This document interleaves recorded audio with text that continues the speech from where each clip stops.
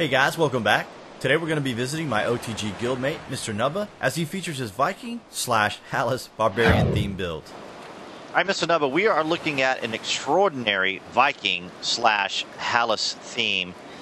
Can you tell us a little bit about your build? Yeah, this is my take on what the Everfrost explorers, if they'd left their region, what maybe a settlement lodge might look like in the new world of EverQuest and Narath.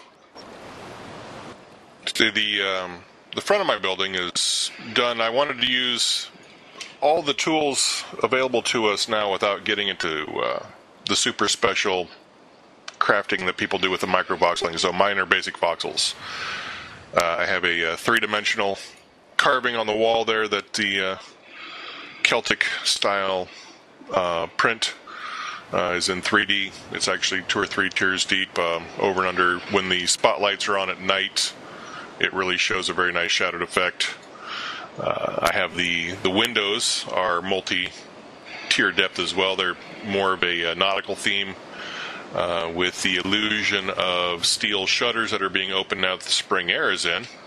And the style of brick that Sony put into this game I absolutely adore, but I also added some touches on it by making it three-dimensional, so you have extra shadowing by some of the bricks just popping out on their own. There's a little extra depth. The horn and the lights are just extra recruitments, and we are standing on the stone deck covering the dock for small skiffs underneath us. I've used approximately 300,000 pieces of the burled wood in this build, and I am absolutely in love with the new colors that they added for their Karen theme, which I attempted, but this is what came out of it. So that's why you see the different colors of wood there. That's all burled textures, except for the iron up in the sculpture. That is actually not wood. So as we come into the bar here, we're presented with the Celtic knot that we see on the front of the building. And one thing that's extraordinarily striking here is the level of detail that you've added into this build. Can you describe the themes and ideas behind what you have in here? Basically, I've taken my renditions from EQ1 and EQ2 previous Everfrost builds. I've done just a more intricate inlay system with the tools involved that we can do with what we've got, but using the simple tools, again, nothing complex. So the bar itself is over a claim large. As you can tell from fireplace to fireplace, it's several meters. Using burled wood and the tungsten riveted metals gives it the warm, winter-esque feeling without actually crowding the place. It's a large structure. It's a little bit oversized over humans. One of the places where you want to grab a drink with your friends. No, but without a doubt, the thing that really stands out to me, and one of the things I appreciate about this game and people's ability to design these extraordinary builds, is the level of detail. And without a doubt, you have absolutely done an extraordinary job here with the level of detail. Give us an idea of what your thoughts were when you wanted to put this together and what you want people to take away from your build.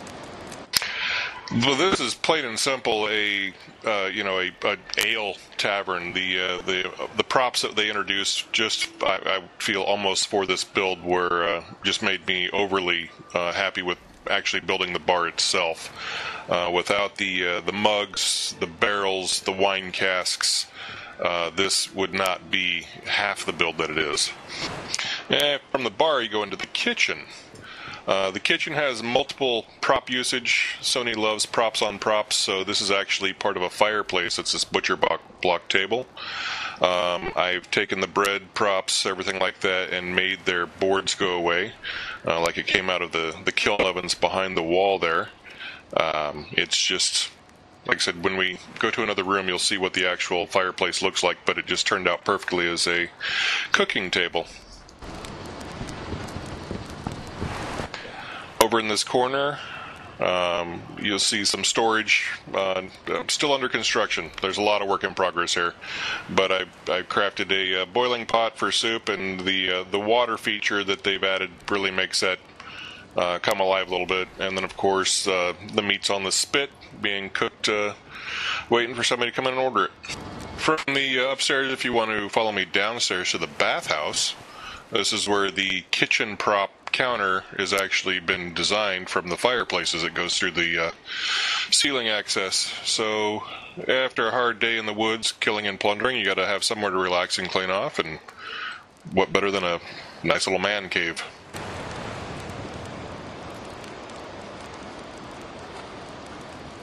So we're upstairs above the bar in the sleeping area. This is the common room, multiple bunking available in these rooms. You can see they're set up just for coming in and basically passing out after a long night of drinking. The wood I've texturized to make it look like planks have been replaced. You'll notice the walls are slightly different colors and everything like that, as are some of the panels in the floor.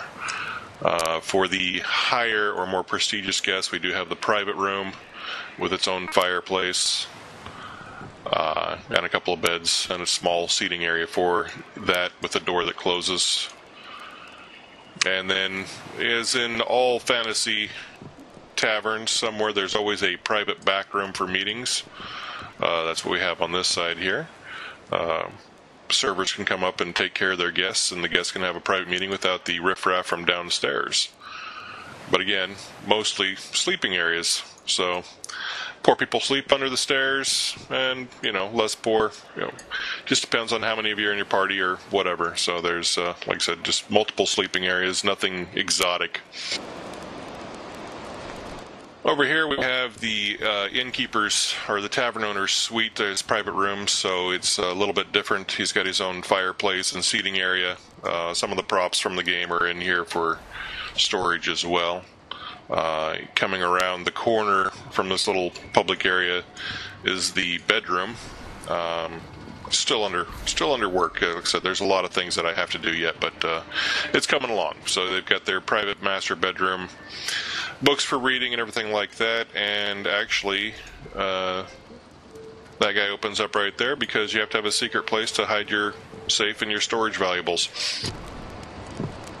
So this is the attic up here. I have most of the game props and tools laid out that would be used basically in the crafting of this entire building. That's why I kept them the way they are. I have a forge area outside under construction, but you're standing on a quilt that was made by a fellow guildmate that I felt would look nice laying next to the loom and the cloth crafting center. So right now it's just an under construction place, not quite finished. I've still got some work to do up here, but you can see the thatch roof on the interior coming from the outside.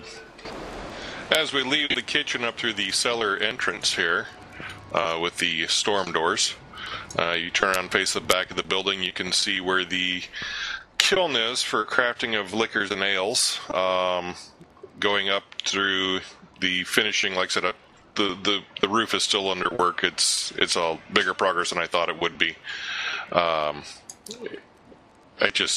I just didn't quite understand what I was doing when I took this project on, honestly. I'm really enjoying it, though. It's a great challenge to me. Without a doubt, the level of detail that you put into this build is kind of striking. It really feels cozy. It feels lived in. It feels like something that I would see even a developer build to be part of the game. And you'll have to tell me about the roof and this extraordinary dragon-style build that's up here on the top.